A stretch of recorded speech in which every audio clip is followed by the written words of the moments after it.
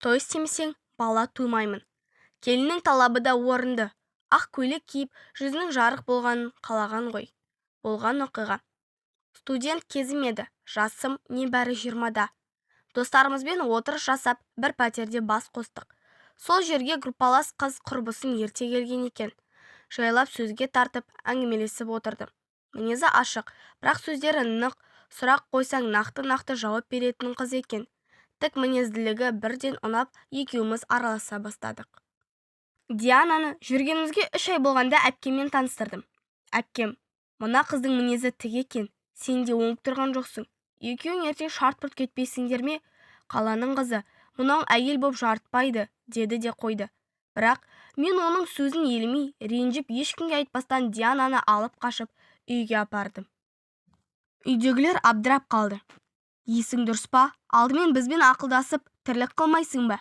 Әлі жап-жассың деп, мама мен папам ұрсып, не керек ақырында Диананың басына орамал салып үйге кіргізді.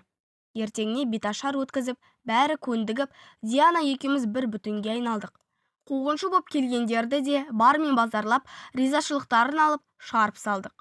Диана басына тәп-тәуір боп жүрді. Әке-шешеме ас суын беріп, сәлемін салып, бақытты боп жүрген. Кейін не болғанын білмеймін, өз-өзінен қырсығып, арасында себепсіз жылап қалатын әдет шығарды. Сөйтсем, той жасамай жатқаныма ренжіп, онсыз маған айта алмай жүрген түрі екен. Ақшадан қиналып жүрсеңдер, банктен кредит алып істесеңдерші, менің төркінімнен ұят болады деп жылай салды. Ондайды күтпегем, менің де көңілім түсіп кетті. Кешкісін Диананың айтқанын мамама жеткізіп ем. Сауап болыпты. Естейін деген сөзің осы ма еді? Өзіңнен көр. Саған ешкім ерте үйлен деп қинаған жоқ. Той істейтін шамамыздың жоғын көре тұра әкелдің ғой. Ол жағын енді әкең шешеді. Соған айт деп ренжіді. Мына сөзден кейін әкеңе қалай барасың? Үндемей, бәрін жылы жауып қоя салдым. Дианаға, сәл шыдашы. Өзім жұмыс істеп ақша табам, сосын қалаған тойыңды істеп берем деп өзімше түсіндіріп жатырмын. Тыңдайтын түрі жоқ. Сен ақша тауып, той істеймін дейінше мен бала туып, быт-шыт болам. Тойымда ішім шығып, шермейіп тұрайын енді, деп киімдерін жинап, үйде ешкім жоқта кетті де қалды. Сен той жасамасаң, бұл үйге келмеймін де тумаймын да деп сөйлеп кетті, құры кетпей. Кешкісін әке-шешем жұмыстан келген. Үйде келін жоқ. Жағдайды міңгірлеп отырып жеткіздім. Болды, мен онымен ажасам, жағдайымызға қарамай кетіп отыр. Маған ондай әйел керек емес деп қосып қойдым. Әкем біраз уақыт үнемей отырды да, балам, үйлену оңай, үй болу қиын екенін енді түсінген шығарсың. Әке-шешеңнің айтқан тілін алмасаң, арты осындай болады. Сол қызды жақсы көріп, отбасы болам деп алған жоқсың ба? Бір сөзге бола ажаса салайын деп бедің? Келіннің талабы да орынды.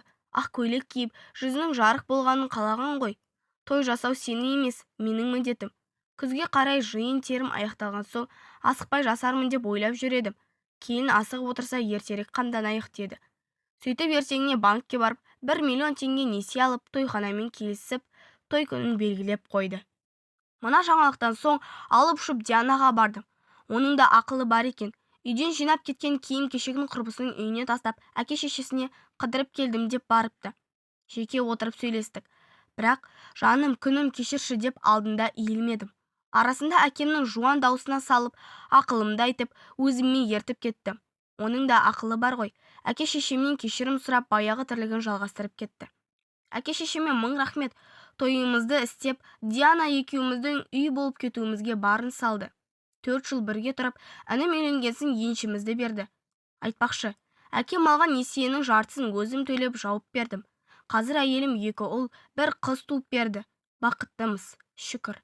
Әйелім де бұрынғыдай ерке емес, бәрін ақылға салып, сабырмен шешеді. Сен енді, ұлдарыма сүндет той жасамасаң кетем деп айтатын шығарсың деп әзілдеймін. Қой, енді кетіп қайда барам? Той істейсің бе, қоясың ба? Шаруам жоқ. Өз тойымды өткізіп алғам деп ол да қағытып қояды. Біздің бастан осындай қызық өткен.